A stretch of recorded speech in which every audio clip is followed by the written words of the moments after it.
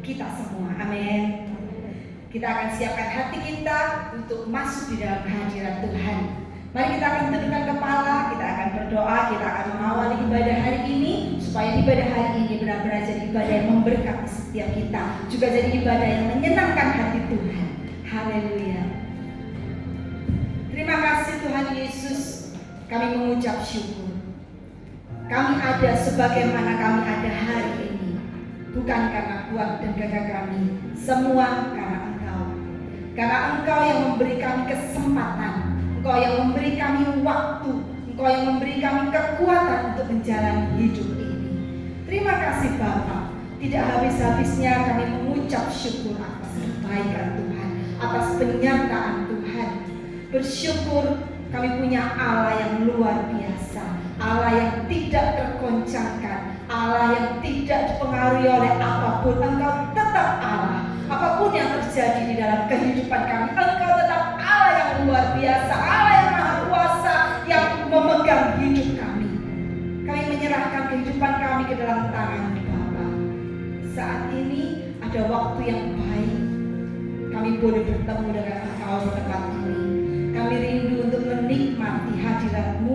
Kami rindu untuk bertemu dengan Engkau, mengerti apa yang Tuhan mau di dalam hidup kami. Nyatakan Tuhan apa yang Engkau mau dalam kehidupan kami pribadi lepas pribadi. Kami serahkan ibadah hari ini ke dalam tangan-Mu, dari awal, pertengahan sampai akhir. Sertai Tuhan. Biarlah kami pulang nanti dengan hati yang boleh penuh sukacita, penuh jawaban atas setiap doa-doa kami, karena Engkau hadir dan karena kami siap menerima apa yang Tuhan mau dalam hidup kami.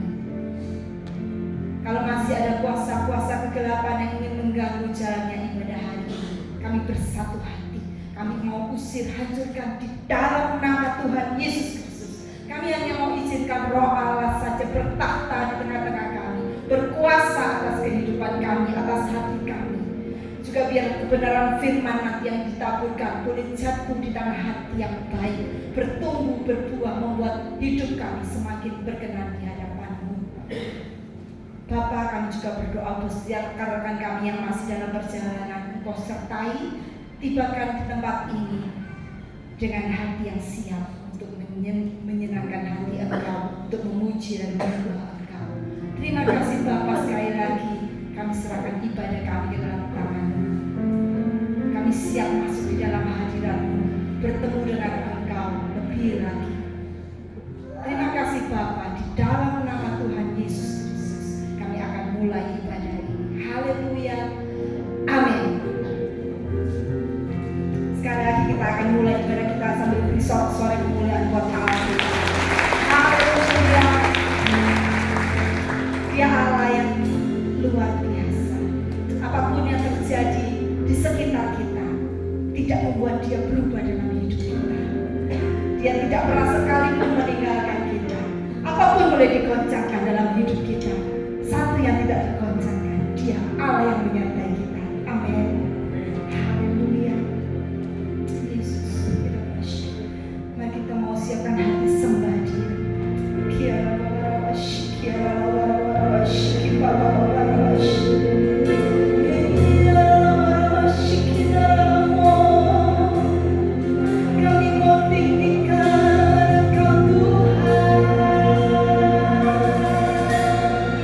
Kami mau muliakan Engkau Tuhan.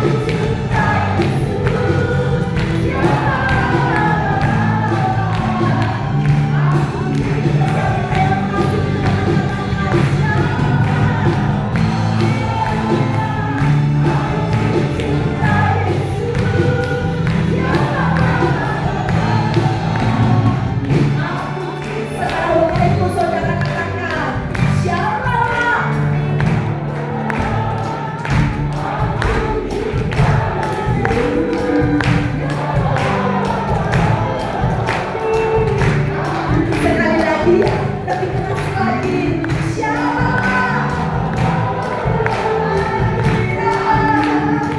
Boleh lambaikan tangan kita. Sama-sama katakan.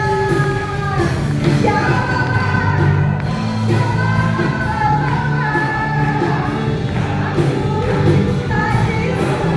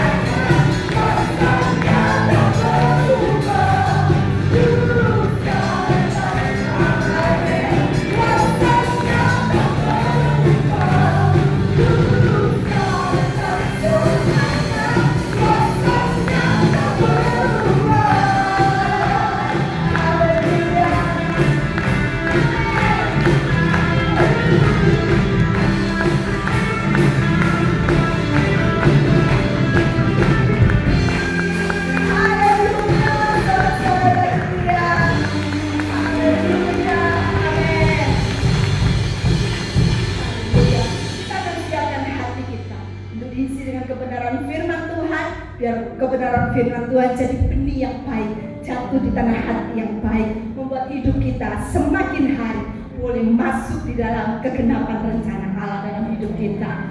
Amin. Dia Allah yang telah memulai hal yang baik dalam hidup kita. Dia mau supaya kita mengakhiri dengan baik sesuai dengan rencananya. Karena saat kita ada di dalam rencana Tuhan, apapun yang kita alami semua boleh bergoncang. Firman Tuhan katakan 1000 rebah di kiriku, 10.000 rebah di kananku. Tapi satu hal, saat kita ada di dalam rencana Tuhan, Dia Allah yang menyertai kita sampai selesai. Amin. Amin. Mari siapkan hati untuk diisi dengan kebenaran firman Tuhan yang menguatkan hidup kita. Haleluya. Sebentar ada perjamuan yang akan kita terima, mengingatkan kita akan karya Tuhan yang mulia dalam hidup kita. Haleluya. Yesus, terima kasih Tuhan. Yesus, Kau telah memulai segala yang baik dalamku. Engkau menjadikanku serupa gambaranmu dan berharga di matamu. Yesus, Kau telah memulai karya yang mulia dalamku. Kau berikan hidupmu sebagai ganti dosaku, karena kasih-Mu padaku.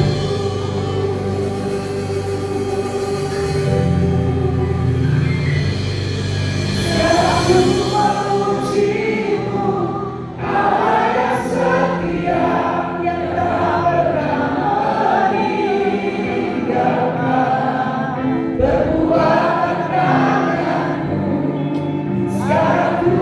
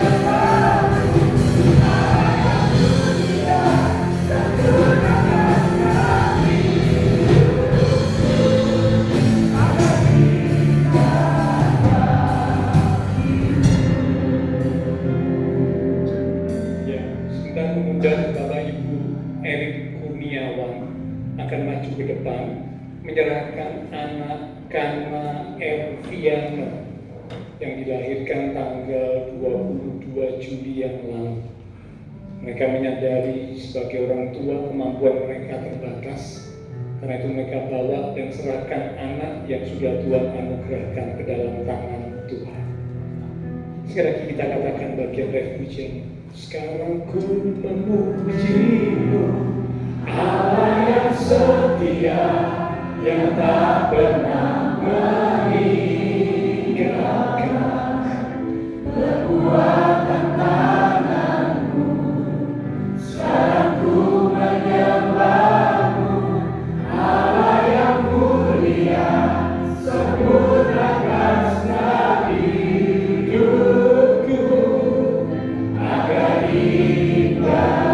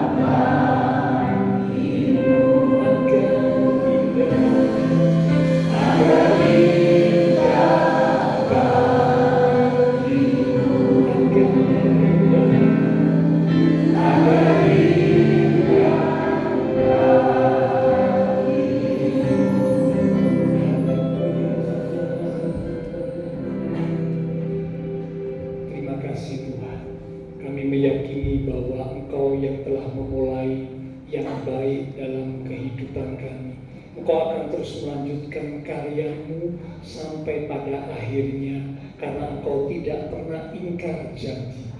Langit dan bumi akan berlalu, tetapi firman Tuhan, janji Tuhan tetap untuk selama-lamanya. Kami pegang, kami percaya janji-Mu ya Tuhan, dan kami umat-umat Tuhan mau belajar untuk terus hidup di dalam jalan dan kehendak Tuhan, sehingga kami tidak menggagalkan rencana Tuhan. Kami tidak menghalangi rencana Tuhan tergenapi dalam hidup kami. Terima kasih buat kesempatan pagi hari ini kami umat-umat Tuhan datang di rumah Tuhan dengan hati penuh syukur dan sukacita. Telah kami persembahkan pujian sorak-sorai kami, biarlah pujian kami boleh menyenangkan hati Tuhan. Engkau hadir tengah-tengah ibadah kami, bersemayam atas pujian penyembahan setiap umat-umat. Karena itu kami belajar untuk terus menghargai, menghormati kehadiran Tuhan. Terima kasih Tuhan Yesus, terima kasih. Di tengah-tengah kami, Bapak Ibu Erik membawa dan menyerahkan anak Kana Elviana yang dilahirkan tanggal 22 Juli yang lalu. Sungguh mereka menyadari akan keterbatasan mereka sebagai orang tua. Karena itu mereka bawa dan mereka serahkan anak yang sudah Tuhan anugerahkan ke dalam tangan Tuhan.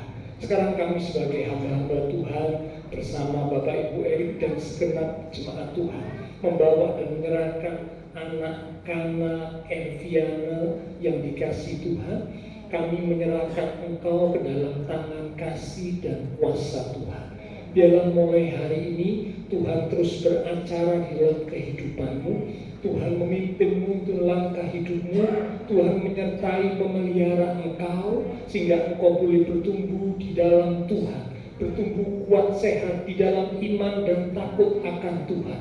Engkau boleh menjadi anak yang memuliakan Tuhan, anak yang jadi berkat. Masa depanmu ada di dalam tangan Tuhan, dan kelak engkau juga boleh dipakai Tuhan jadi alatnya Tuhan untuk memuliakan Tuhan. Kami percaya Tuhan, pasukan malaikat Tuhan membentengi, berkemah di sekitar anak ini, dijauhkan dari segala rintangan, mara bahaya, gangguan, kecelakaan, sakit, penyakit. Kami tolak semuanya di dalam nama Tuhan Yesus Kristus. Dalam perlindungan Tuhan yang sempurna Anda terus menyertai anak ini sampai Maranatha, Tuhan Yesus datang kembali. Terima kasih Tuhan, kami sudah serahkan anak ini ke dalam tangan Tuhan. Kami berdoa untuk Bapak Ibu Erik. Sebagai orang tua, bila Tuhan Kau berikan hikmat-Mu kepada Bapak Ibu Erik, sehingga mereka boleh mendidik, menjaga, merawat anak yang sudah Tuhan anugerahkan di dalam iman dan takut akan Tuhan. Berkati keluarga rumah tangga mereka, iman rohani pelayanan mereka, pekerjaan mereka, kesehatan mereka, semuanya ada di dalam tangan dan kendali-Mu senantiasa. Bahkan seluruh keluarga diberkati Tuhan. Anak yang pertama, anak Kelly, juga diberkati Tuhan. Terima kasih Tuhan, kami sudah naikkan doa ini Tuhan. Kami percaya Tuhan beserta dengan anak Kana Elviana, Bapak Ibu Erik dan segenap keluarga sampai Tuhan Yesus datang kembali. Sekarang tiba saatnya kami umat-umat Tuhan akan kembali belajar kebenaran firman Tuhan dengan hati yang rendah, dengan hati yang haus akan firman Tuhan. Kami mau duduk diam di bawah kaki Tuhan. Kami buka hati dan pendengaran kami. Kami rindu dalam firman Tuhan boleh membuat iman rohani kami semakin bertumbuh dewasa. Kan itu Roh Kudus mari urapi setiap kami. Urapi pula hamba-Mu yang terbatas. Taruh pikiran dan perkataan Kristus pada diri hamba-Mu. Bila Tuhan yang berkata-kata melalui mulut bibir hamba-Mu sampai ke dalam Tuhan bagi setiap kami saat ini. Kami umat-umat Tuhan siap untuk menerimanya. Di dalam nama Tuhan Yesus Kristus, semua yang siap diberkati dengan firman Tuhan bersama kita berkata amin. Siap kembali, Tuhan berkati. Selamat kepada Bapak Ibu Erik ya, atas anak yang sudah Tuhan anugerahkan. Biarlah anak ini terus boleh bertumbuh di dalam iman dan takut akan Tuhan.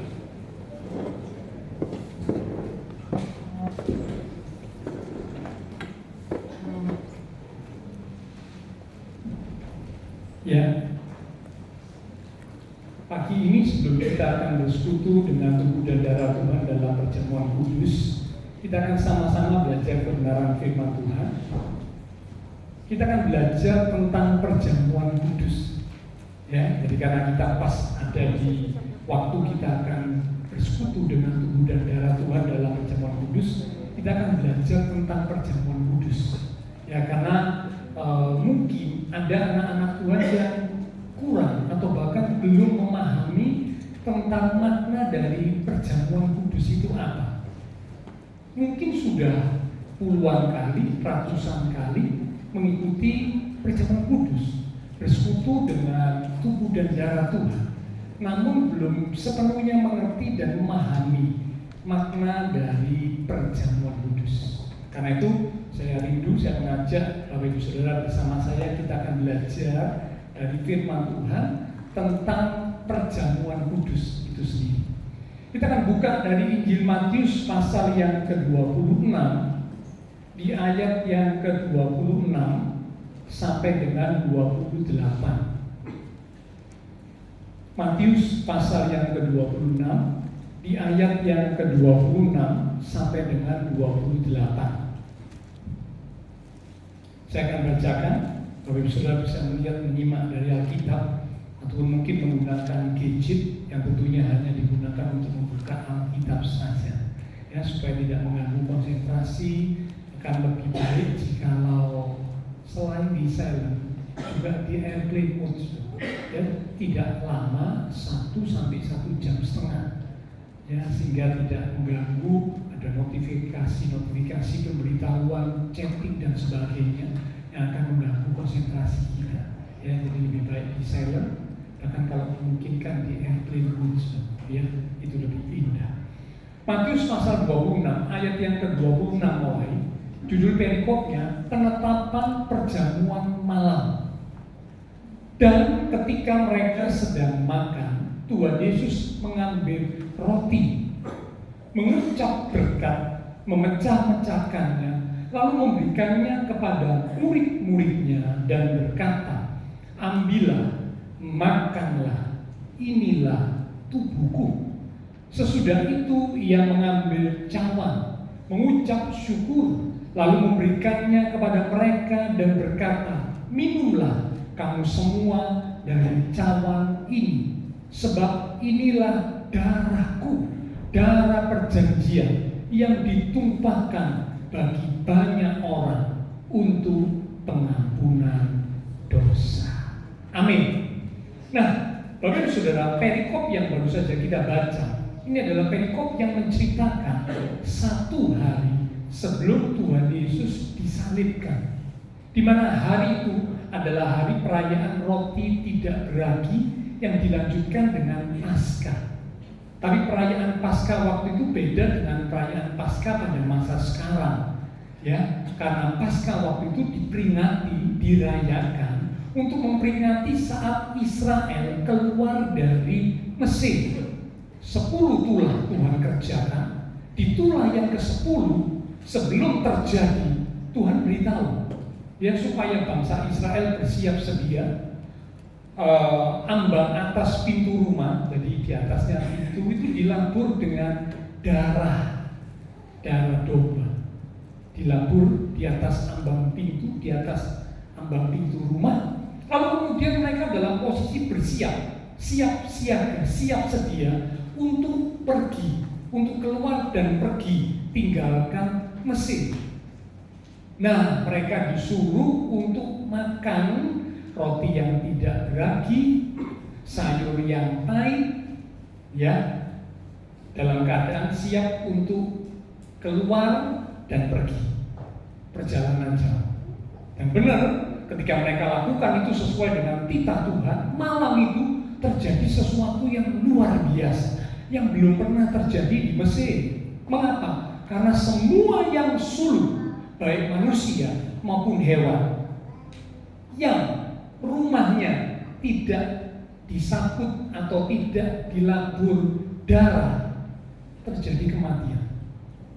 Dan di orang Mesir, di rumah orang Mesir, memang rumah-rumah mereka tidak dilabur darah, tapi di rumah orang Israel sesuai dengan berita yang Tuhan sampaikan kepada Musa untuk diberitahukan kepada Israel, mereka sudah siap, mereka sudah labur atas pintu rumahnya dengan darah, sehingga di rumah orang Israel tidak ada kematian. Tapi di setiap rumah orang Mesir, setiap, ya, jadi setiap itu tidak terkecuali, mulai dari rumah rakyat sampai istana, rumahnya raja, semua terjadi kematian. Kematian anak sulung, kematian hewan sulung. Wah, jadi saudara bisa bayangkan, pasti di setiap rumah itu ada yang sulung, pasti. Ya, mereka punya anak sulung. Mungkin juga sang ayah atau sang ibu ini juga anak sulung. Mereka juga punya hewan, hewannya juga hewan sulung. Terjadi kematian dalam setiap rumah. Dan kemudian Israel diusir, disuruh pergi. Sebelumnya kan ditahan-tahan, tidak boleh pergi, tidak boleh pergi. Tapi kali ini Firaun mengusir Israel, pergi, cepat kamu pergi. Firaun katakan demikian kepada Musa, cepat kamu dan Israel pergi, kalau tidak bangsa Mesir ini akan mati binasa. Nah itulah Paskah diperingati oleh orang Yahudi, oleh orang Israel dalam rangka mereka keluar dari Mesir. Ya, itu Paskah. Nah, itulah yang terjadi saat Tuhan Yesus dan murid-muridnya di Matius pasal 26 ini. Ya, nanti Bapak Ibu juga bisa baca di Injil-Injil yang lain. Di Markus juga ada. Markus pasal 14 ayat yang ke-22 mulai. Itu cerita yang sama. Di Lukas juga ada. Lukas pasal 22 di ayat yang ke-19 mulai. Ya, jadi semua itu tentang hal perjamuan malam. Satu hari sebelum Tuhan Yesus disalibkan dan mati. Ya, penetapan perjamuan malam untuk memperingati hari raya roti tidak beragi yang dilanjutkan dengan Paskah. Ya, oke. Nah, saat itu, saat mereka sedang perjamuan malam bersama, terjadilah Tuhan Yesus ya memecah-mecahkan roti, lalu kemudian membagikan kepada muridnya dengan kata, ambillah, makanlah, inilah tubuh. Dilanjutkan dengan Tuhan Yesus mengambil cawan, mengucap syukur, lalu dibagikan kepada para muridnya dan berkata, minumlah kamu semua dari cawan ini. Sebab inilah darahku, darah perjanjian yang ditumpahkan bagi banyak orang untuk pengampunan dosa. Jadi kami para hamba Tuhan ketika melaksanakan perjamuan kudus itu adalah sesuai dengan apa yang Tuhan mau. Tuhan Yesus memberikan contoh, Tuhan Yesus memberikan teladan yang kemudian dilanjutkan oleh para rasul dan kemudian dilanjutkan oleh para hamba-hamba Tuhan, ya, pelayan-pelayan Tuhan, gembala-gembala sidang hingga hari ini. Ya, paling tidak sebulan sekali ya kita melaksanakan perjamuan kudus sesuai dengan teladan dari Tuhan Yesus. Nah, sekarang kita akan belajar, ya. Di dalam perjamuan kudus ini ada makna apakah? Ini yang saya rindu supaya Bapak Ibu Saudara bersama dengan saya kita paham betul akan makna yang ada di dalam perjamuan kudus. Sehingga waktu kita mengikuti perjamuan kudus bukan hanya sekedar makan dan minum biasa, tetapi kita tahu, kita mengerti, menangkap maknanya, dan kita mengalami sesuatu yang luar biasa dalam hidup kita secara pribadi khususnya. Ya, ayo kita akan lihat dan kita akan belajar bersama. Kita buka dari 1 Korintus pasal yang ke-11 di ayat yang ke-23 mulai sampai dengan ayat yang ke-29. 1 Korintus 11 ayat yang ke-23 mulai sampai dengan 29. Saya akan bacakan perlahan-lahan. Ini statement yang disampaikan oleh Rasul Paulus, ya, pembelajaran tentang perjamuan kudus. Demikian firman Tuhan, ayat 23. Sebab apa yang telah kuteruskan kepadamu telah aku, Paulus, terima dari Tuhan, yaitu bahwa Tuhan Yesus pada malam waktu ia diserahkan mengambil roti, dan sesudah itu ia mengucap syukur atasnya. Ia memecah-mecahkannya dan berkata, inilah tubuhku yang diserahkan bagi kamu.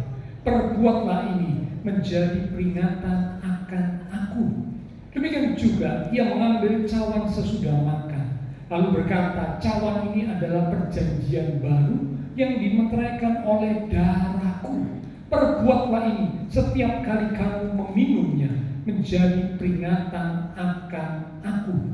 Sebab setiap kali kamu makan roti ini dan minum cawan ini, kamu memberitakan kematian Tuhan sampai ia datang.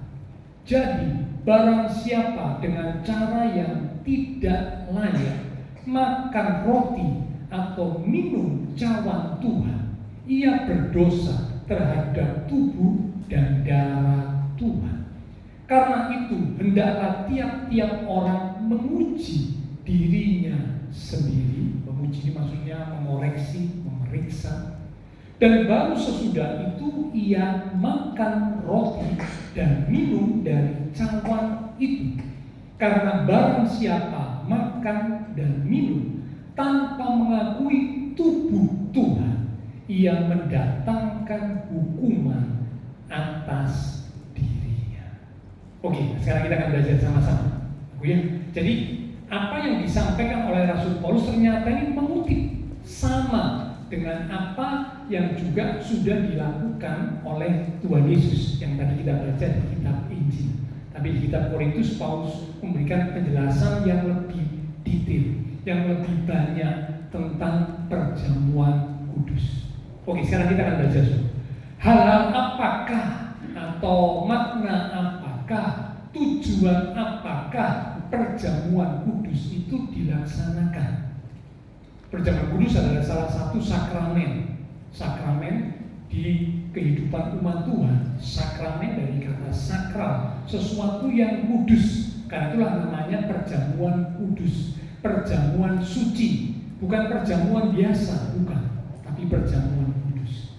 Nah, hal yang pertama yang ada di dalam perjamuan kudus adalah mengingat Kristus dan pengorbanannya untuk kita. Sekali lagi, mengingat Kristus dan pengorbanannya untuk kita. Karena apa? Pengorbanan Kristus membuktikan kepada kita betapa Tuhan mengasihi kita. Ya, luar biasa kasihnya.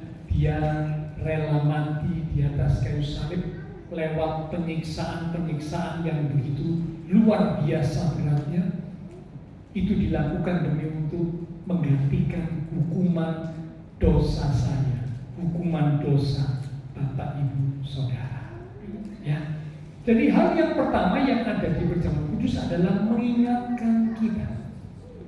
Manusia itu seringkali mudah melupakan sesuatu yang baik. Tapi aneh, sesuatu yang kurang baik atau bahkan sesuatu yang tidak baik itu seringkali diingat. Oke, ya mungkin bisa diterangkan sebenarnya. Kalau yang kurang baik, yang tidak baik sering diingat. Tapi kalau yang baik, yang sangat baik mudah dilupakan. Contoh, saya paling ambil contoh paling gampang dalam hubungan suami istri atau hubungan orang tua anak dalam keluarga. Ya, jarang ya suami atau istri, orang tua atau anak yang berkata, aduh, aku bersyukur aku punya suami yang begitu baik, aku punya istri yang begitu baik, aku punya orang tua yang begitu baik, aku punya anak yang begitu baik. Kalau mau jujur, jarang kata-kata ungkapan seperti itu disampaikan. Saya nggak tahu ya kalau di rumah Bapak Ibu Saudara, tapi pada umumnya saya jarang mendengar kata-kata seperti itu diucapkan, disampaikan, diungkapkan. Itu jarang. Yang sering dikatakan, aku ini jengkel sama kamu ini kok mencet no, kamu ini kok jengkel no, jadi bojo kok kayak gini. Nah, kira-kira begitu saudara ya. Suami kok model begini, istri kok model begini, anak kok kayak gini, orang tua kok nggak seperti kayak orang tuanya teman saya, dan sebagainya. Betul atau betul? Itu yang seringkali terucap. Tapi kalau yang baik, yang sangat baik, jarang disebut, diungkapkan, itu jarang. Mengapa? Ya sebenarnya bukan lupa dalam arti pikun ya, amnesia, enggak, tapi kayak terlewatkan gitu. Kebaikan-kebaikannya itu tertutupi oleh hal-hal yang dianggap kurang baik atau bahkan tidak baik. Sehingga yang baik itu sepertinya kayak tidak ada. Padahal kalau mau jujur, pasti dalam keluarga atau anggota keluarga kita itu ada kebaikan-kebaikannya. Betul ya? Pasti punya kebaikan. Kita punya suami, pasti suami itu punya kebaikan. Kita punya istri itu pasti memiliki kebaikan. Kita punya anak itu pasti memiliki kebaikan. Kita punya orang tua itu pasti juga memiliki kebaikan. Meskipun mereka juga punya kelemahan. Karena mereka manusia yang belum sempurna. Siapa sih yang sempurna? Tidak ada. Alkitab mencatat semua orang sudah berbuat dosa. Ya, kan itu kalau ada lagu dunia berkata, kau begitu sempurna. Saya bilang, khotbah. Mana ada sudah orang yang sempurna? Kalau sebelum menikah ngomongnya, nyanyinya kau begitu sempurna. Nanti kalau sudah menikah, alah. Ya, kecewa sama suami, kecewa sama istri, kecewa sama orang tua, kecewa sama anak, kecewa sama saudara dan sebagainya. Isinya cuma seperti itu. Ini bukti saja, ya saya nggak cerita panjang lebar lagi. Cuma saya mau tunjukkan bahwa manusia itu sering melupakan kebaikan. Kebaikan Tuhan juga begitu. Seringkali umat Tuhan itu gampang melupakan kebaikan Tuhan. Waktu doa-doa belum terjawab, ketika ada tantangan masalah kesulitan, doa belum terjawab, ya kita bahkan sudah berpuasa, tapi masalah belum terselesaikan. Bahkan mungkin datang lagi masalah yang lain. Mulai hati kita jadi meragukan Tuhan, meragukan kasih Tuhan, mempertanyakan kebaikan Tuhan, dan akhirnya juga melupakan kebaikan Tuhan atas kita. Nah, diharapkan melalui perjamuan kudus, waktu Bapak Ibu Saudara dan saya mengikuti perjamuan kudus, kita ini diingatkan kembali. Pikiran kita disegarkan, diingatkan kembali, refresh, diingatkan kembali untuk mengingat Kristus dengan pengorbanannya yang luar biasa untuk kita. Kebaikan anugerahnya yang luar biasa yang sudah dilimpahkan atas kita. Yohanes 3 ayat 16 berkata, semua umat Tuhan pasti hafal ya ayat ini, Yohanes 3 ayat 16. Karena begitu besar kasih Allah akan dunia ini, sehingga dikaruniakannya anaknya yang tunggal, supaya setiap orang yang percaya kepadanya tidak binasa, melainkan beroleh hidup yang kekal. Diingatkan akan kebesaran kasih Tuhan yang luar biasa. Oke, ini yang pertama ya. Jadi perjamuan kudus mengingatkan kita akan Kristus, akan pengorbanan Tuhan, akan kebaikan Tuhan yang luar biasa buat kita. Yang kedua, melalui perjamuan kudus tujuannya adalah untuk meneguhkan, menguatkan, mengokohkan persekutuan kita dengan Tuhan dan jemaatnya. Sekali lagi, melalui perjamuan kudus dengan tujuan untuk meneguhkan, menguatkan, mengokohkan persekutuan kita dengan Tuhan dan sesama umat Tuhan atau jemaat Tuhan. Ya. Apa arti dari persekutuan?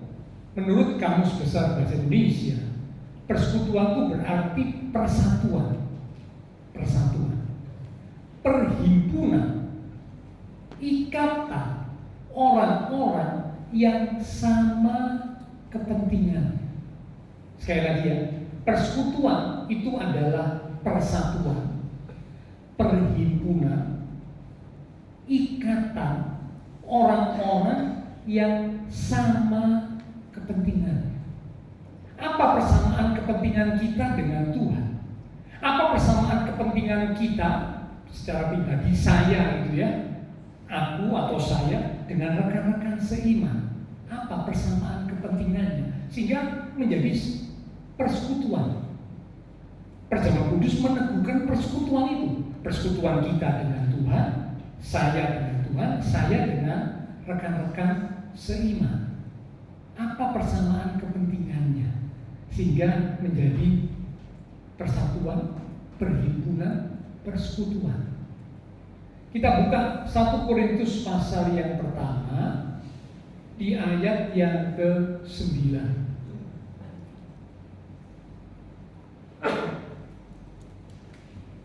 1 Korintus 1 ayat 9. Allah yang memanggil kamu kepada persekutuan dengan anaknya Yesus Kristus Tuhan kita adalah setia. Sebelum masuk penjelasan tentang kepentingannya apa, saya jelaskan dulu. Ayat ini berkata Allah memanggil kita kepada persekutuan dengan Tuhan Yesus.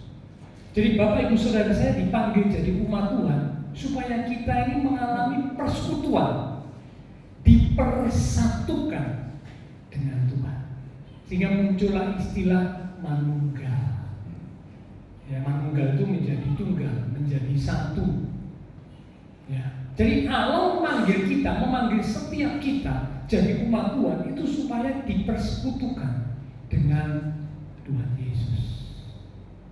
Ya, sekarang kita lihat lanjut ya. Kepentingan apa yang sama antara kita dengan Tuhan Yesus, antara kita dengan rekan-rekan seiman? Kita buka 1 Yohanes pasal 1 Yohanes pasal yang pertama di ayat yang ke-5 mulai. 1 Yohanes pertama di ayat yang ke-5 mulai. Perikopnya berkata Allah adalah terang. Dan inilah berita yang telah kami dengar dari Dia dan yang kami sampaikan kepada kamu. Allah adalah terang, dan di dalam Dia, di dalam Allah sama sekali tidak ada kegelapan. Kata sama sekali berarti tidak sedikit pun ada kegelapan di dalam pribadi Allah, di dalam pribadi Tuhan Yesus. Sedikit pun tidak ada kegelapan. Karena itu Allah, Tuhan Yesus tidak pernah kompromi dengan kegelapan, dosa, tidak pernah. Nah, jika kita katakan bahwa kita beroleh persekutuan dengan Dia, kan tadi di ayat sebelumnya dikatakan tadi kita dipanggil untuk mengalami persekutuan dengan Tuhan. Itu tujuan Tuhan memanggil kita. Jadi umat Tuhan supaya kita mengalami persekutuan dengan Tuhan. Nah, ayat ini, ayat 6 dari 1 Yohanes 1 dikatakan, jika kita katakan bahwa kita beroleh persekutuan dengan Dia, persekutuan dengan Tuhan, namun kita hidup di dalam kegelapan. Jadi ada loh, umat Tuhan. Sebenarnya kan umat Tuhan dipanggil untuk mengalami persekutuan dengan Tuhan, namanya saja umat Tuhan. Namun ternyata umat Tuhan ini masih hidup dalam kegelapan. Ada itu, umat-umat Tuhan yang masih hidup dalam kegelapan. Ada. Saya lanjutkan. Kita berdusta dan kita tidak melakukan kebenaran. Jadi kalau ada umat Tuhan mengaku saya sudah mengalami persekutuan dengan Tuhan, karena Tuhan panggil saya jadi anaknya, saya mengalami persekutuan dengan Tuhan. Namun umat Tuhan itu masih hidup, masih terus hidup dalam kegelapan. Maka dikatakan statement pernyataan sudah mengalami persekutuan dengan Tuhan itu adalah dusta, bohong, tidak di dalam kebenaran. Lanjut ya. Tetapi jika kita hidup di dalam terang, ini lawannya ya, sama seperti Dia, seperti Tuhan ada di dalam terang, karena memang Tuhan itu adalah terang dunia, maka kita beroleh persekutuan seorang dengan yang lain, dan darah Tuhan Yesus anaknya itu menyucikan kita daripada segala dosa. Ternyata persamaan kepentingannya sehingga kita berada dalam satu persekutuan, dalam satu persatuan, dalam satu perhimpunan antara saya secara pribadi ya dengan Tuhan, dan persekutuan antara saya dengan rekan-rekan seiman, sesama umat Tuhan. Persamaan kepentingannya adalah soal hidup di dalam terang. Itu persamaan kepentingannya. Jadi persamaan kepentingan yang membuat kita mengalami persekutuan, baik persekutuan dengan Tuhan, baik persekutuan dengan rekan-rekan seiman, adalah hidup di dalam terang. Maka kita bisa pahami ya, mengapa di dalam pernikahan dikatakan terang dan gelap itu tidak bisa bersatu. Ya, hendaklah kamu menjadi pasangan yang seimbang, pasangan yang sepadan. Ya, terang dan gelap tidak bisa bersatu. Maksudnya, kalau umat Tuhan hendak membangun rumah tangga, maka calon pasangannya itu haruslah yang seiman. Ini syarat mutlak dan tidak bisa ditawar.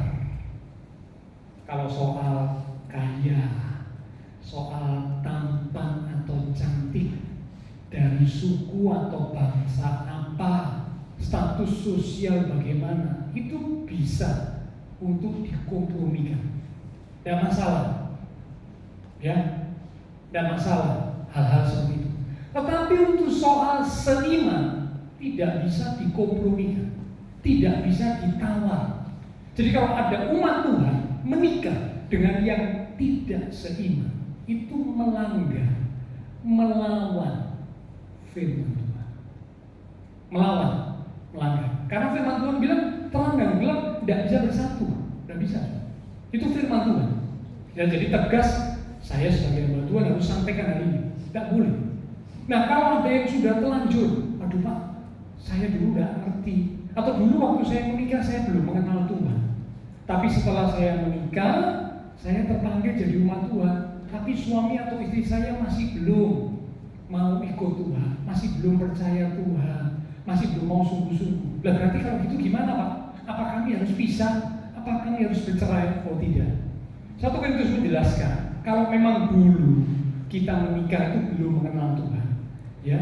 Sesudah menikah baru mengenal Tuhan, tapi pasangan hidup kita masih belum mau menerima Tuhan Yesus atau ikut Tuhan sungguh-sungguh, belum mau, saudara. Maka kita nggak boleh menceraikan dia, nggak boleh, saudara. Ya, nggak boleh. Ya, Korintus berkata demikian. Tetap, justru sekarang kita punya tugas untuk membawa. Pertama tentunya melalui doa, kedua melalui teladan. Biar pasangan hidup kita melihat Kristus ada dalam hidup kita, melihat karakter Kristus ada dalam hidup kita. Karena tindakan itu berbicara lebih kuat daripada kata-kata. Kalau kita ngomong, ayo toh ikut Tuhan Yesus, ayo toh sama-sama aku pergi gereja, itu kurang kuat, dibanding karakter kita seperti Kristus yang membuat waktu pasangan kita melihat, pasangan kita ngomong gini dalam hati, istriku atau suamiku ini luar biasa. Aku berlaku yang jelek, aku memperlakukan dia dengan buruk, tapi dia bisa berkelakuan atau membalas kelakuanku dengan indah, dengan baik. Wah, kok bisa ya? Ini aneh. Biasanya kalau diperlakukan buruk ya orang itu pasti balasnya buruk. Biasanya begitu. Umumnya kan begitu ya. Tapi ini kok enggak? Pasangan hidup yang belum mengenal Tuhan, belum percaya Tuhan akan bertanya, ada apa gerangan? Pasanganku ini kok aneh ya? Dia padahal manusia, tapi kok aneh? Kok bisa bertindak, bersikap seperti ini? Kenapa? Pasangan kita yang belum percaya, belum mengenal Tuhan itu cerita, oh ternyata karena anaknya Tuhan Yesus, karena percaya Tuhan Yesus, karena ikut Tuhan Yesus, makanya sikapnya seperti itu. Mulai hati pasangan yang belum mengenal Tuhan ini tertarik. Aduh, kalau gitu aku juga mau ikut Tuhan Yesus, karena ternyata Tuhan Yesus itu luar biasa, bisa membuat pasanganku bersikap seperti itu. Wah, perbuatan atau keteladanan berbicara lebih kuat daripada kata-kata. Ya, jadi jangan diceraikan, saudara. Tapi bagi yang belum menikah, bagi yang akan menikah tapi belum menikah, saya tegaskan, firman Tuhan berkata tidak boleh, tidak boleh. Maka kalau tidak boleh, kalau hari ini calon pasangan kita belum mau ikut Tuhan, lebih baik putus. Itu lebih baik. Putus sebelum menikah itu tidak dosa, enggak. Putus sebelum menikah itu tidak dosa. Karena itulah sebelum menikah tidak boleh melakukan tindakan-tindakan melebihi aturan firman Tuhan, termasuk di dalamnya hubungan seks. Meskipun orang dunia sekarang anggap biasa ya, seks sebelum nikah itu biasa sekarang. Sekarang kan dianggap begini, wajar, nyoba katanya, ngincip, toh nanti kan kita lanjut. Tidak boleh. Anak Tuhan tidak boleh melakukan hubungan seks sebelum menikah. Itu dosa, itu perzinahan. Kalau sudah dilakukan harus bertobat, minta ampun karena dosa di hadapan Tuhan. Jadi karena itu putus sebelum menikah itu boleh, so. Bertunangan pun putus boleh, tapi menikah lalu bercerai itu yang tidak boleh. Apa yang sudah dipersatukan Allah tidak boleh diceraikan atau dipisahkan manusia. Karena itu para pemuda-pemudi, maaf, dengar baik-baik. Ya, kalau saya pakai kata-kata tegas, buka telinganya untuk dengar. Pasangan hidup kita haruslah yang seiman, seimbang, sepadan. Karena terang dan gelap tidak bisa bersatu. Ya, ini pesan Tuhan buat para pemuda-pemudi. Tapi buat yang sudah menikah, ya sudah, sekarang punya tugas khusus untuk membawa, ya, melalui doa, melalui perbuatan, melalui keteladanan. Satu kali kita boleh bawa pasangan kita yang belum percaya, yang belum mengenal Tuhan, yang belum sungguh-sungguh untuk datang kepada Tuhan Yesus. Oke, nah kita kembali, ya. Jadi persekutuan ini bicara tentang kepentingan yang sama, hidup di dalam terang. Kita dengan Tuhan, kita dengan rekan seiman. Nah, kita kembali. Tadi maksud dari perjamuan kudus, tujuan perjamuan kudus meneguhkan persekutuan itu. Melalui perjamuan kudus, persekutuan kita, persatuan perhimpunan yang sama kepentingannya, yaitu hidup di dalam terang, antara kita dengan Tuhan, antara kita dengan rekan-rekan seiman, itu dikuatkan, dikokohkan, diteguhkan. Ya, dengan demikian maka tidak ada namanya persekutuan, tidak ada yang boleh menjadikan rekan seiman itu sebagai saingan atau musuhnya, tidak boleh.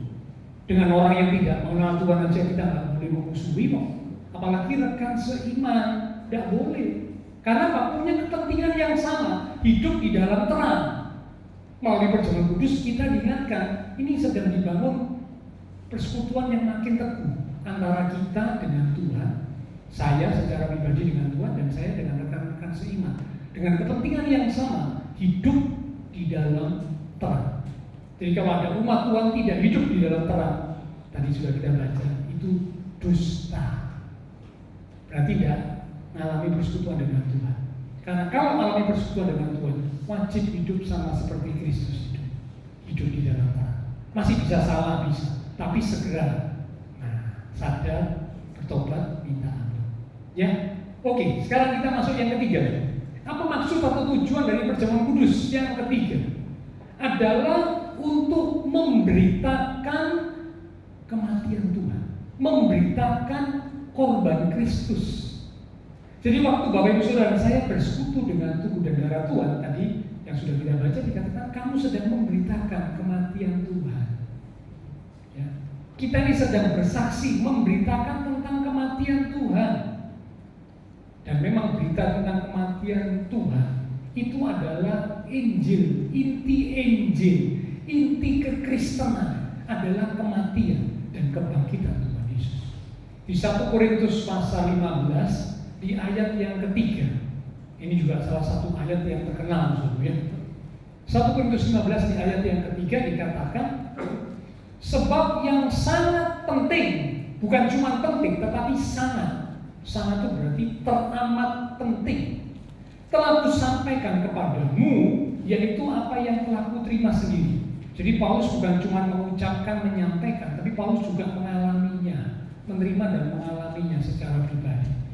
Ialah bahwa Kristus telah mati karena dosa-dosa kita sesuai dengan kitab suci. Selanjutnya nanti bisa dibaca sendiri. Jadi ternyata inti Injil, inti kekristenan itu adalah memberitakan kematian Tuhan, korban Kristus. Nah, melalui perjamuan kudus, Bapak, Ibu, Saudara dan saya sedang memberitakan korban Kristus buat manusia berdosa, khususnya buat saya, secara pribadi ya, buat saya. Itu sedang kita beritakan. Kristus mati buat saya, Kristus mati buat manusia berdosa. Itu sedang kita beritakan, itu sedang kita saksikan melalui perjamuan kudus. Ya, ini yang ketiga, makna atau tujuan yang ketiga. Yang keempat sekarang, melalui perjamuan kudus yang keempat, kita menyetujui cara salib. Menyetujui cara salib. Apa itu, Pak? Cara salib itu apa, Pak? Ya, sebelum saya jelaskan tentang cara salib, ada satu ayat berkata, Matius 16 ayat 24. Kita buka Matius pasal 16 di ayat yang ke-24. Lalu Tuhan Yesus berkata kepada murid-muridnya, setiap orang yang mau mengikut aku, yang mau jadi pengikut Tuhan Yesus, ia harus menyangkal dirinya, memikul salibnya, dan mengikut aku. Ternyata setiap pengikut Tuhan, setiap orang yang mau ikut Tuhan, yang mau jadi umat Tuhan, yang mau jadi anak Tuhan, dikatakan ia harus sangkal diri, pikul salib. Jadi umat Tuhan kalau mau jadi pengikut Kristus harus mau dan siap mengalami sangkal diri, pikul salib. Itu syarat. Kalau umat Tuhan tidak mau sangkal diri, tidak mau pikul salib, tidak bisa jadi pengikut Kristus. Tidak bisa. Tidak bisa.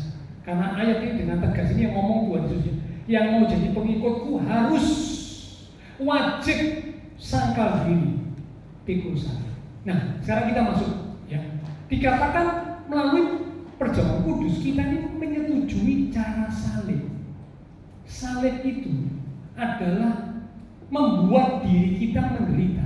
Karena kita harus menyangkal, melawan keinginan daging, keinginan diri kita demi untuk mentaati, mengikuti keinginan atau kehendak Tuhan.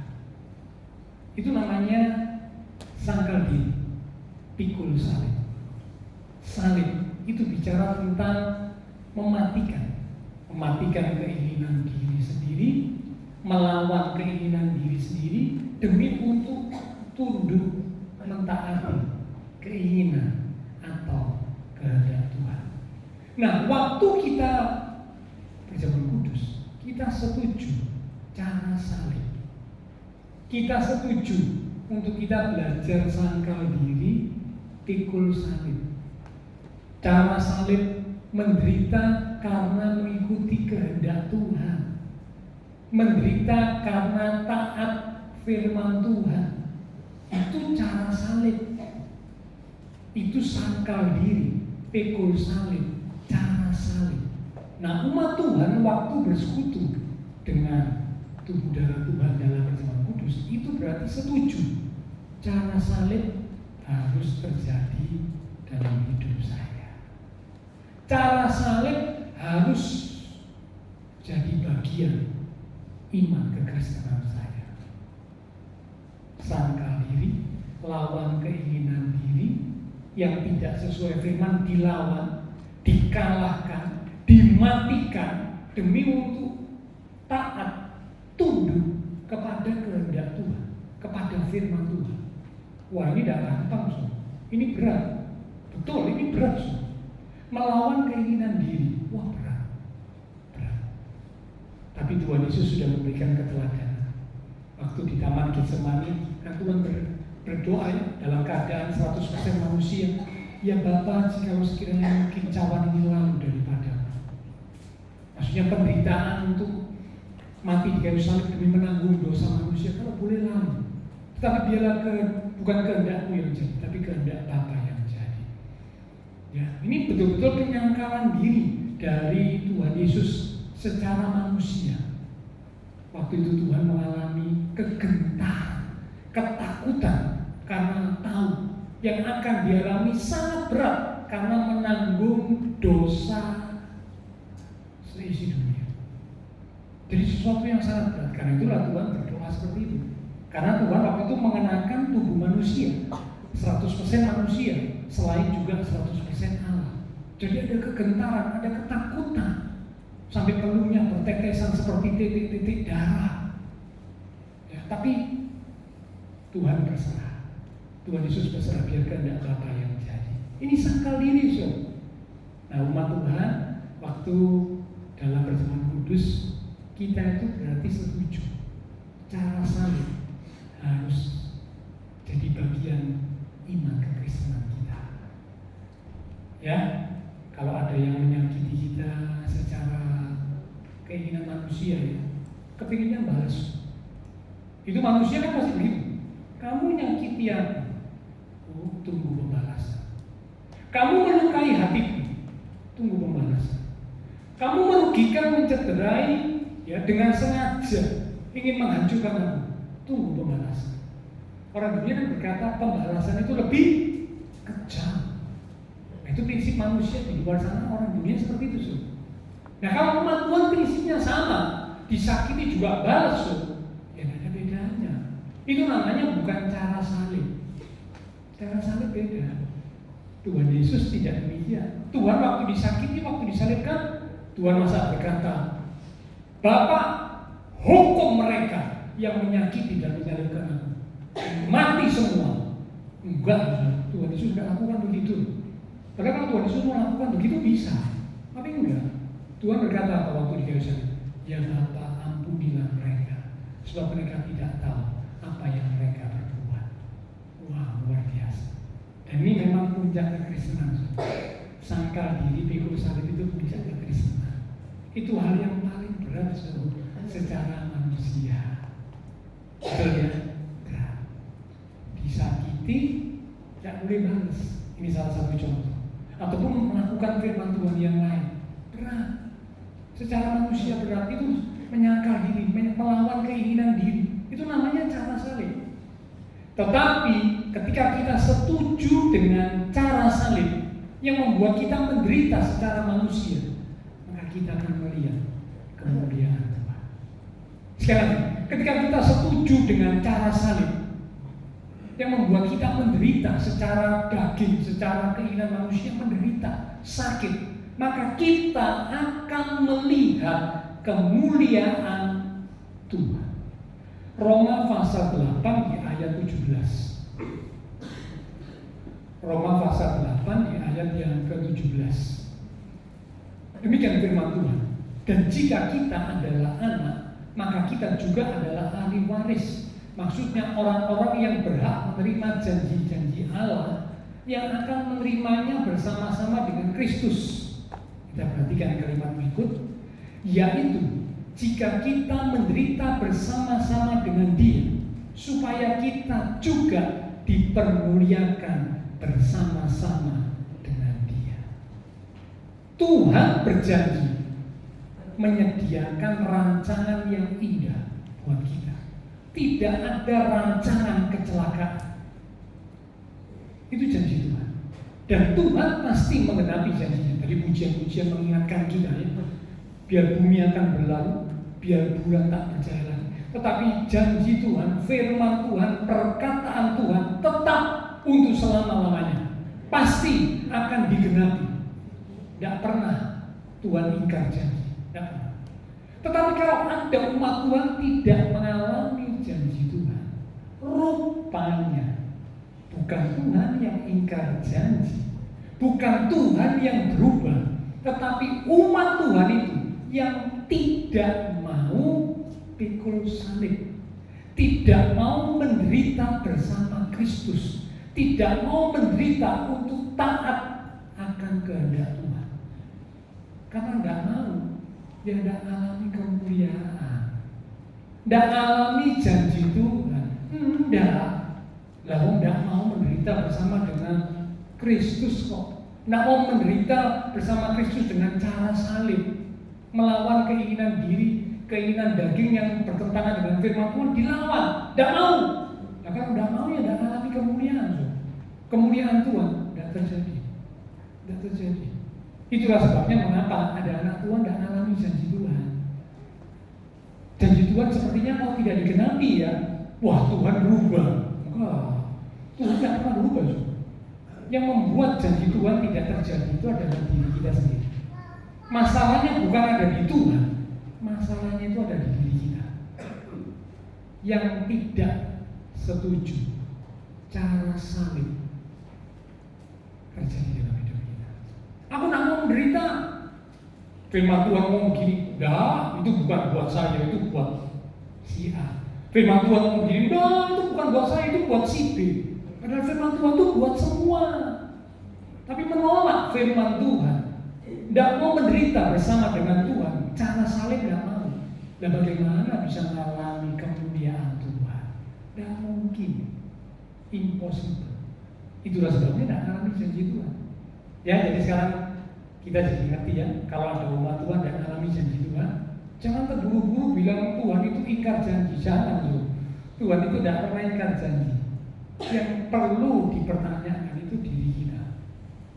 Tuhan tidak perlu dipertanyakan karena Tuhan itu selalu benar.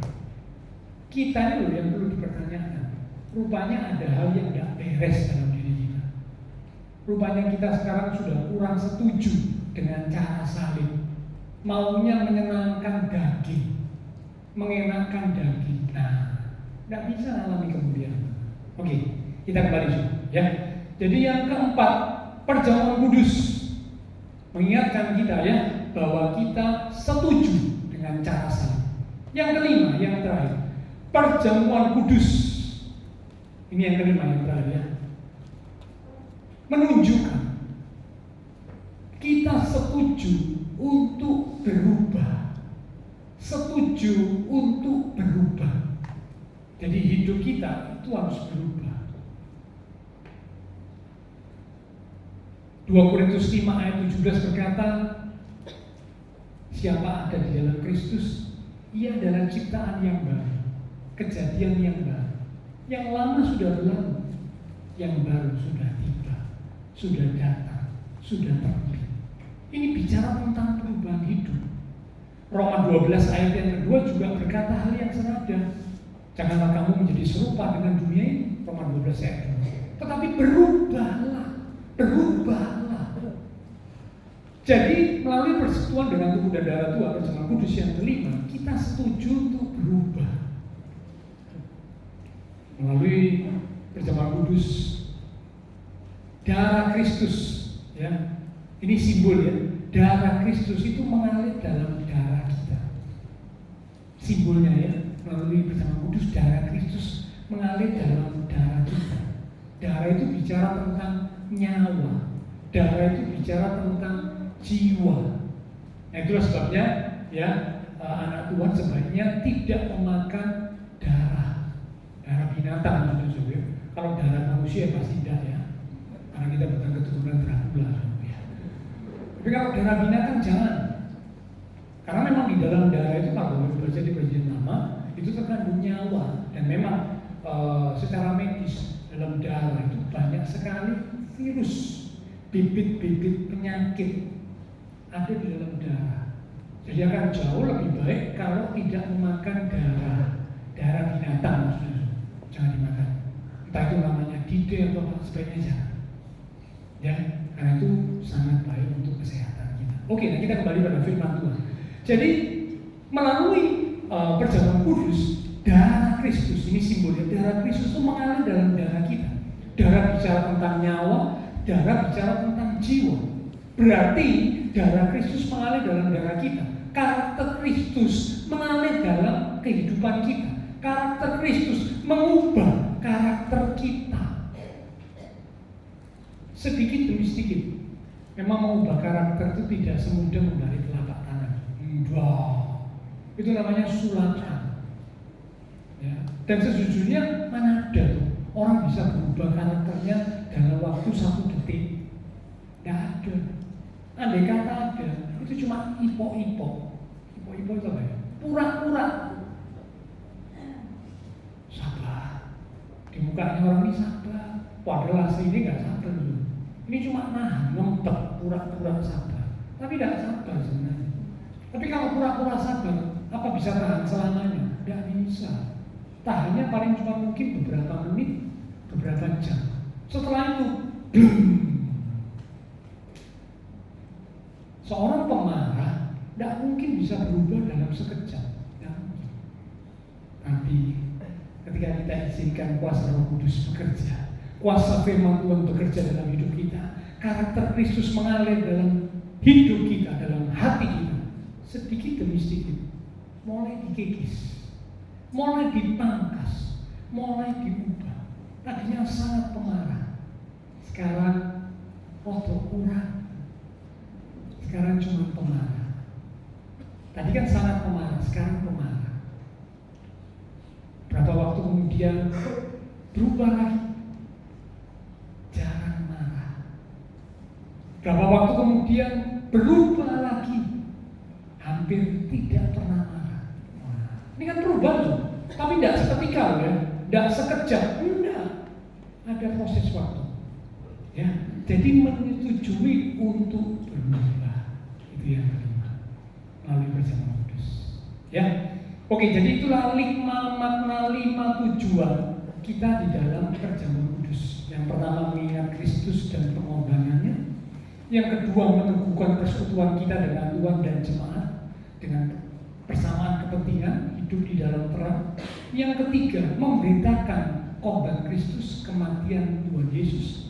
Yang keempat setuju dengan cara salib. menderita karena Kristus, baru akhirnya dapat kemuliaan Tuhan. Dan yang kelima, setuju untuk berubah. Penutup terakhir. Nah, tadi di 1 Korintus 11 ayat yang awal tadi yang kita baca, hendaklah setiap orang menguji dirinya sebelum masuk dalam perjamuan kudus. Menguji diri, memeriksa diri. Ada dua hal yang perlu kita periksa. Yang pertama, ya, apakah kita sungguh percaya dan menghargai korban Kristus? Jadi waktu hendak perjamuan kudus, apakah kita ini sungguh percaya dan menghargai korban Kristus? Kalau kita mulai kurang atau bahkan tidak percaya kepada Kristus dan pengorbanannya, jangan ikut perjamuan kudus, jangan makan roti dan anggur, jangan. Karena itu membuat kita jadi berdosa, bersalah, mendatangkan hukuman. Ya, karena itulah mengapa anak-anak tidak diizinkan mengambil perjamuan kudus. Tidak boleh. Jangan sampai bilang, oh ini cuma roti gitu, cuma minuman gini aja. Tidak boleh. Karena ini bukan mainan. Ini bukan mainan, tidak boleh. Ya, orang tua jangan biarkan anak-anak ambil roti dan anggur perjamuan kudus. Para pelayan perjamuan kudus saya minta jangan memberi anak-anak roti dan anggur perjamuan kudus, tidak boleh. Karena anak-anak belum memiliki pengertian yang benar, yang sungguh kedewasaan untuk bisa mengerti tentang perjamuan kudus. Jadi jangan, daripada nanti mendatangkan hukuman atas si anak itu, kasihan. Bapak Ibu Saudara yang bertanggung jawab, yang mengambilkan roti dan anggur itu yang bertanggung jawab, yang membuat anak kena hukuman. Kita yang mengambilkannya, kita yang salah. Jadi saya kasih pengertian dan jangan. Ya. Jadi menguji diri, apakah percaya menghargai korban Kristus atau tidak. Yang kedua, menguji diri adalah dalam soal membereskan dosa. Ketika kita memeriksa ada salah, ada dosa dalam hidup kita, sebelum perjamuan kudus minta ampun. Tuhan, ampuni aku. Kemarin aku sudah begini. Beberapa hari yang lalu aku sudah begini. Ampuni aku Tuhan. Ampuni aku Tuhan. Kalau kita sungguh-sungguh minta ampun, sungguh-sungguh bertobat, 1 Yohanes 1 ayat yang ke-9. 1 Yohanes 1 ayat yang ke-9 dikatakan Kristus akan mengampuni kita dan menyucikan kita dari segala dosa kita. Jikalau kita sungguh-sungguh merendahkan diri, bertobat, minta ampun, dan berbalik kepada jalan Tuhan, Tuhan akan mengampuni kita. Ya, jadi itu ujiannya, persiapannya supaya kita tidak mendapat hukuman dari Tuhan. Biarlah firman Tuhan boleh jadi berkat untuk kita sekalian. Dengan pengertian tentang perjamuan kudus, saya sangat berharap Bapak Ibu Saudara ketika mengikuti perjamuan kudus, sekarang kita ngerti, bukan cuma sekedar terima roti dan anggur, tapi ngerti apa maknanya, apa tujuannya dalam hidup kita.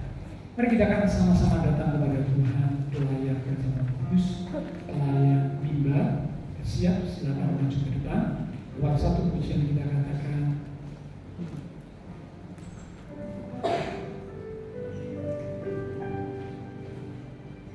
tiada satu sanggup menyelamatkan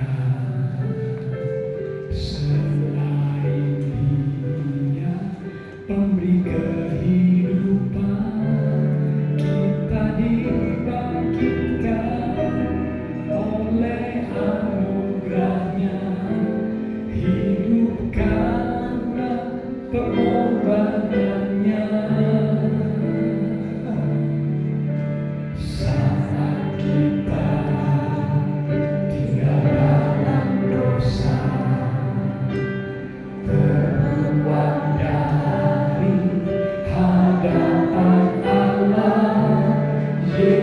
Telah datang mati ganti kita, semua dilakukan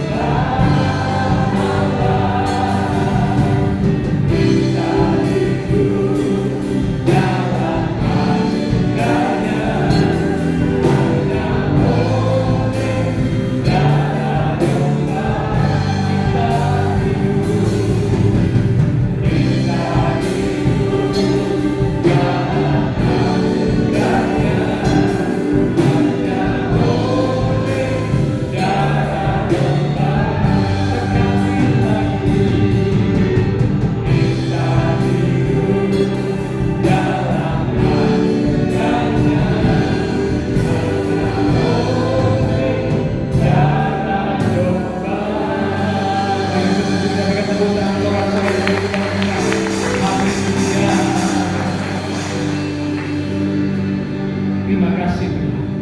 Hamba terbatas untuk berkata dan menjelaskan.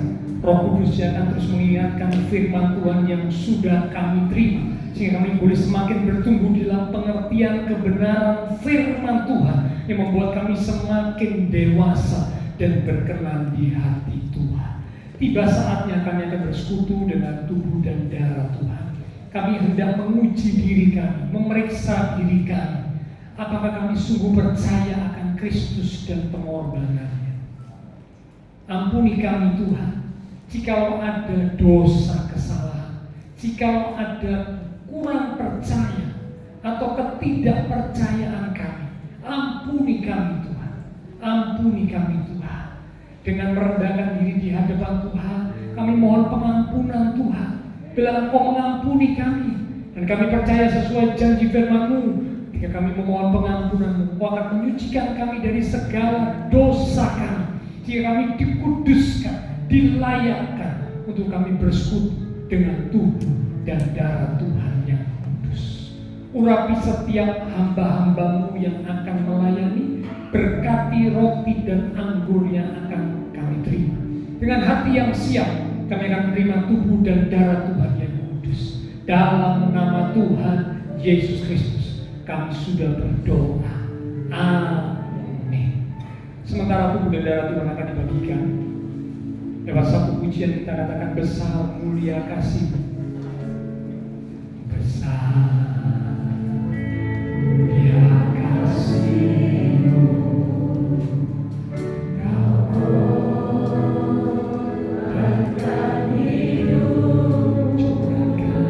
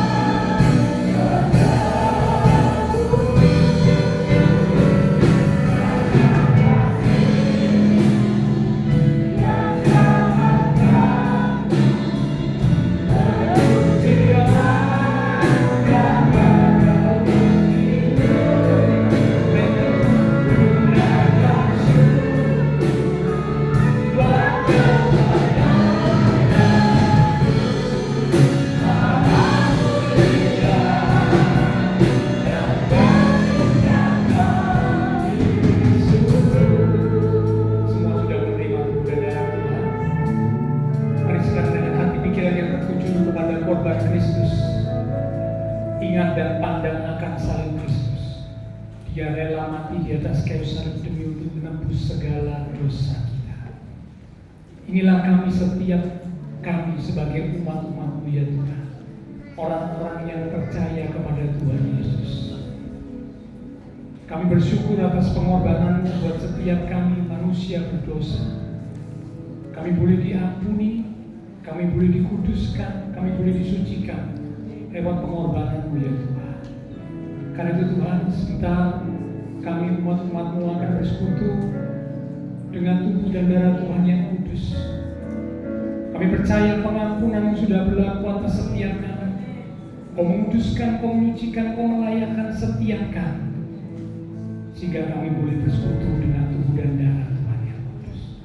Mari Bapak Ibu Saudara kekasih-kekasih Tuhan, kita angkat roti yang adalah tubuh Tuhan lebih tinggi dari kepala kita. Kita akan dengarkan firman Tuhan yang terambil dari 1 Korintus pasal yang ke-11 di ayat yang ke-23 mulai. Demikian firman Tuhan.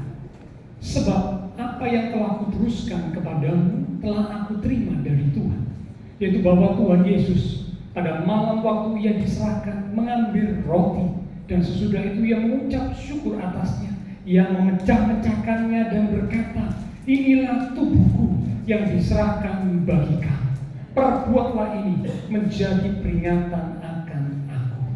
Saudara, roti yang telah dipecah-pecahkan dan sebentar kita akan makan bersama-sama. Bukankah ini adalah persekutuan dengan tubuh Kristus? Amin. Mari kita akan makan bersama-sama, katakan dengan iman, dalam nama Tuhan Yesus Kristus. Haleluya.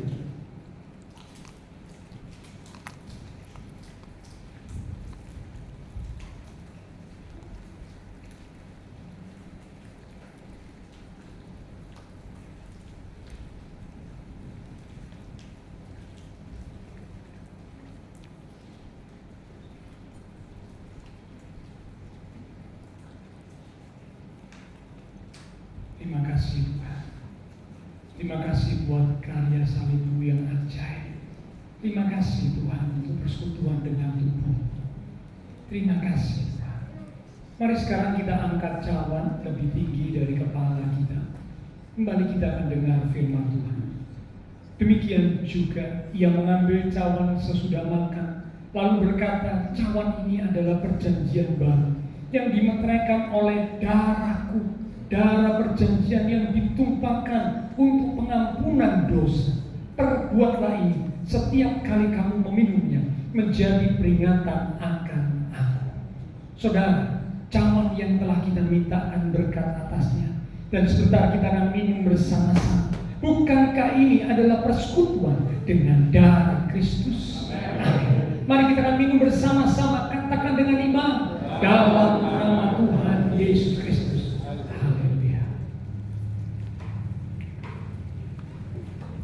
Terima kasih Tuhan.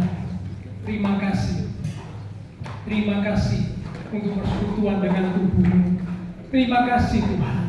Kami percaya Tuhan, melalui persekutuan dengan tubuh dan darah Tuhan pagi ini, kekuatan yang baru sudah mengalir atas setiap kami. Kasih kuasa-Mu sudah mengalir atas setiap kami, sehingga kami boleh mengalami kuasa-Mu, kemuliaan-Mu, janji-Mu terjadi dalam hidup kami. Karena kami siap dan mau belajar cara saling menderita bersama Tuhan.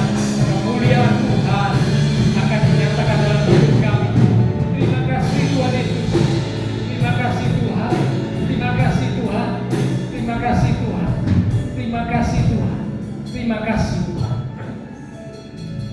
Hamba berdoa untuk memberkati setiap umat-Umat, diberkati iman rohani, diberkati keluarga rumah tangga, diberkati usaha pekerjaan, diberkati studi sekolah, diberkati kesehatan kami, bahkan diberkati masa depan kami. Kami berdoa buat rekan-rekan seiman yang tidak bisa hadir, untuk mereka yang sakit Tuhan Kau jamah, berikanlah kekuatan, kesehatan, kesembuhan di dalam nama Tuhan Yesus. Oleh bilur Tuhan Yesus, yang sakit disembuhkan, yang lemah dikuatkan, yang susah dihiburkan. Bahkan sedang menghadapi masalah pergumulan, biarlah dengan iman yang teguh kami tetap menantikan Engkau dengan satu keyakinan Kau pasti menyatakan pertolongan-Mu tepat pada waktunya. semua yang sudah melayani, persembahan yang dipersembahkan, apapun yang dilakukan setiap umat-Mu, karena mengasihi Engkau, Allah sumber segala berkat, akan memberkati kembali dan terus memakai hidup kami untuk kami boleh berkarya bagi Tuhan untuk kemuliaan Tuhan. Kami berdoa memberkati bangsa negara kami Indonesia, pemimpin-pemimpin bangsa kami, kota kami Surabaya, demikian juga tetangga lingkungan sekitar gereja Tuhan. Memberkati setiap jemaat Tuhan yang berulang tahun sepanjang minggu ini dengan pertambahan usia yang Tuhan beri, membawa kami semakin dekat Tuhan, semakin cinta Tuhan, semakin sungguh-sungguh di dalam Tuhan. Terima kasih Tuhan. Setelah selesai ibadah, kami akan berpisah satu dengan yang lain, kembali ke keluarga rumah tangga kami, kembali ke aktivitas kami. Biarlah segala berkat, anugerah, damai, sukacita yang melimpah dari Allah Bapa Surgawi, kasih Tuhan Yesus Kristus dan persekutuan dengan kuasa Roh Kudus akan terus memimpin menuntun langkah kehidupan setiap kita. Itu terus kita sekarang mulai pagi ini sampai Maranatha Tuhan Yesus datang kembali. Di dalam nama Tuhan Yesus Kristus, semua yang percaya diberkati Tuhan. Mari bersama dengan iman kita berkata, amin. Tuhan berkati.